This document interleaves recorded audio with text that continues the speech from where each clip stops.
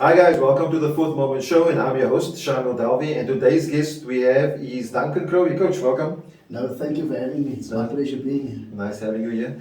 Coach, today we want to talk about, obviously there's a lot of things we can talk to you about with regards to Cape Town football, but we want to touch on the whole academy setup in the Cape Town area. You obviously are involved with one of the biggest academies in Cape Town, Cape Town Spurs. But before we get there, can we hear a bit about Duncan Crowie? We know that he was a former player, fantastic player. Little bit of history about Duncan Crowie. Man, I started playing soccer when I was 6 years old. Okay. Those days there were no under 6 or under 8. The youngest age was under 12. I played for Hotspur in the Cape FA Union. Thereafter, Glendin signed me as an amateur. They turned pro 2 years thereafter. Then I became a pro with Glendin, of course, in 81. Okay. Played for them for 2 years. Thereafter, I moved over to Santos, and the rest is history. I've been with them for so long. I've had guest appearances with Hellenic for 1 year on loan, as well as for Cape Town Spurs for a while. Okay. So, yeah, and now it's always in my blood to coach. Being a teacher, I'm a teacher by profession. Never been a full-time professional soccer player. I've always been a teacher, and my perfect job is most probably to teach soccer. And coaching coaches, that is most probably my perfect job. Yeah. And yes, I'm a qualified cafe instructor as well, and that is something I enjoy. And as you've mentioned earlier on, I'm currently the head of youth at Cape Town Spurs. Cape Town Spurs. What is your typical day like at the moment? Are you still teaching? I'm still teaching. Okay.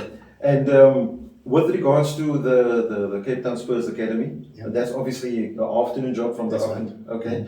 So give us a brief, just a typical day of how you actually, because you also have the Lambda in the Institute. I will tell you about the Lambda Institute, because that is the 1 year when I was full time with Ajax at the time. Okay. Ajax Cape Town at the time, to set up the school, yes, which was a success, and until Ajax Amsterdam withdrew, and they were the sponsors of that, because they plowed in a lot of money, and everything was online for the players at the academy. Yes. The players stayed there for 6 days of the week. They went home on a Sunday.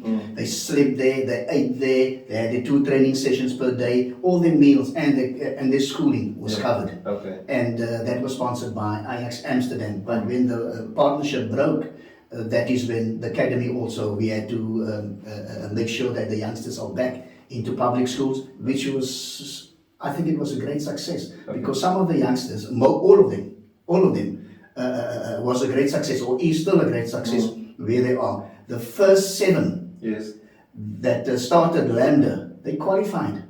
Okay. They qualified in a business diploma, and all of them qualified to go to university. So that was a great success. Just a pity it folded. And one day when things come right at the club again, we intend starting that again. Okay, all right. Okay, so let's talk about the academy as such. So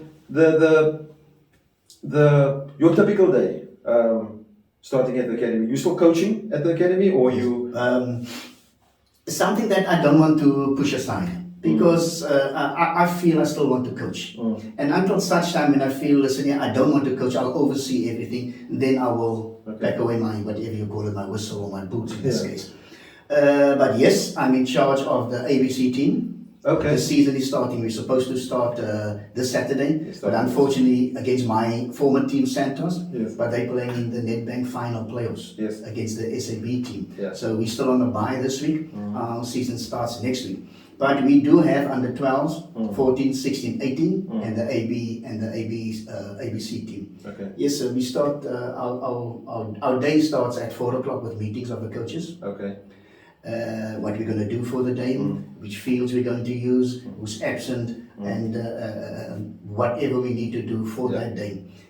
Training finishes just before 6:30, and by 5:45 to 7, we want all the children on their transport ready to go.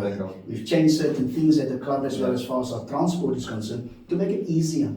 We did during the Ajax days, we had our own vans, and we transported the youngsters home. But we discovered, now when I took charge, we discovered that some of the youngsters are on the vans far too long. Okay. Remember, there's a youngster that needs to be dropped off last. First and last, yeah. Yeah. That's always, yeah. So, and important for them, for us, is the schooling. Mm. Because we want to develop not only soccer players, but we want to develop a holistic person, first of all. Yeah. Because we believe that is the philosophy we got from Ajax, and Yes. we continue with that. We believe that a good person will become the best soccer player. And that is what we want to create. And we came up with a new system where we've got fewer players on a transport, meaning they will get home much quicker. So instead of only using our club facilities, our club vans, Yeah. we've got private, we've outsourced it Oh, as well. okay. So we've got private companies transporting our youngsters, 4 or 5 of them home. Yeah, so you got Meaning more, taking less, but That's right. Yeah, That's okay. right. It works out to the same. It's not my business as far as the money is concerned, but apparently it works out the same. it makes sense. And it's better. Yeah. Because we want to improve in whatever we do. We want to improve it every day, Yeah. or every year for that matter. Okay. And we thought it's better for our youngsters. They get home quicker, they can rest more, they will have a decent meal at a decent hour, and they've still got time for the school work as well. And that is why we did something like this. Yeah, I remember from, okay, we now obviously have to talk about the old Ajaxct Yeah. down in you, because that's what we want to find out. When there was tutoring at the Kamfa, is that type of thing still happening or no longer? Remember, what happened at Ajax Cape Town is happening at Cape Town Spurs. Okay. The only thing that changed is the name. Okay. As far as the meals for the players are concerned, remember they came in then after training, they got a meal. But COVID put a stop to that because we could only have a certain amount inside, and that was stopped for a while. Okay. But everything else, the philosophy, the training, because it worked for us. Yeah, We okay. tweeted here and there to try, because we need to bring it closer to home as well. Yeah. But nothing has changed. We're trying to improve it, and still today we are trying to improve certain things as far as Ajax Amsterdam and Cape Town Spurs is concerned. Everything is still the same. Something that we've got as well, we've got this link with, you spoke about tutoring. We've got this link with UWC, Yes. where those of our players that qualifies for varsity, or is that in grade 12 at now, and qualify or want to go to varsity, UWC helps us along. They tutor these youngsters, the matriculants, to help them to speed up their education. And if they're interested in studying at the varsity, they make it available for them. But they must play for the varsity. I was going to say, that explains why there's Yeah. Ajax players in the team. That's yeah. right. And also, we've got the agreement that they still train with us, but a day before the varsity game, we allow them to train with the varsity. Okay. So everything is still the same as far as that is concerned. So it's even better as far as that education step is concerned. Oh. And we've also got a link with a university in America, where we've got David Seiss on board, one of our former coaches, assistant coaches. If there's any of our players that feel they want to study in America and play soccer for the college, we've got that link as well. Okay. So it's not only about us. And remember, you're talking about Ajax Amsterdam. In almost every, if you look across the world, especially in Holland, you'll find a Ajax Amsterdam player in a team. Not necessarily at Ajax Amsterdam, Okay. but in any of the other teams. Look at Cape Town, look at the PSL. Except for 3 teams in the PSL, you will find an Ajax Cape Town player. Can I stop you there? I understand that and I agree with It's you. your show, you can do whatever you want. With your permission though. I understand that. But some people are going to say that is because of the way Ajax Cape Town did their processes in terms of training or whatever. Because of late, there are no players in those PSL teams. Am I right or am I correct? No, you're wrong. Am I wrong? The last one I went was Grant Mangamango. Magerman. Right, he went to Sundance. Yes. The left back at Kaiser Chiefs, Jagen Sessman. He's now. Yeah, but Jagen, all those guys No, from. but remember, Ajax Cape Town Spurs is only 2 years old. Yes, okay. And in the 2 years, we had COVID for how long? Okay, yes. Right? Okay. Yeah. You see what perception does? I forgot that again. Yeah. Yeah. Okay. So as far as you're concerned, being inside, everything is still the same. Just the name is withdrawn. But the process and everything continues. Obviously, there's tweaks, like you say, here and there. Because those are the things that I think we want to know, because we look at the academy setup and you look at the academy landscape at the moment, you don't see Ajax, or sorry, Cape Town Spurs being, and not just now with Amsterdam pulling out, even before that, you don't see them dominating the tournaments like they used to. You see, the main thing is, remember, when Ajax Cape Town started, 2000, 2001, with the academy and so on, there weren't really any other academies. Correct. Right? Right. As things went on, other academies blossomed. Yes, okay. And that is good, and that is what we want, because we need competition.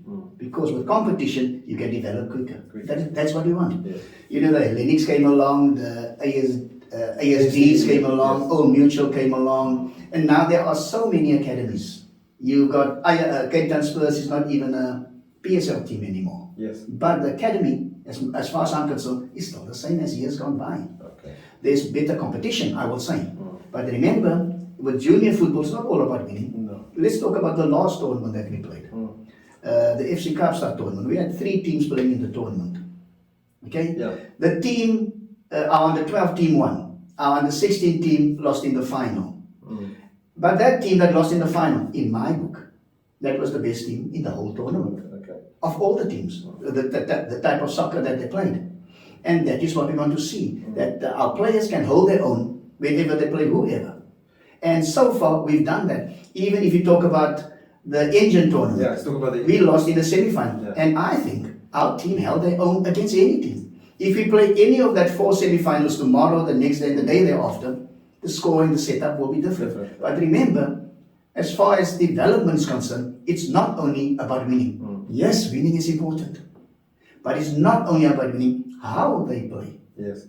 How they solve certain situations on the field. And that is what we as coaches, not only the coach on the bench, or the coaches on the bench, but the other coaches as well. Yeah. We look at what our philosophy is.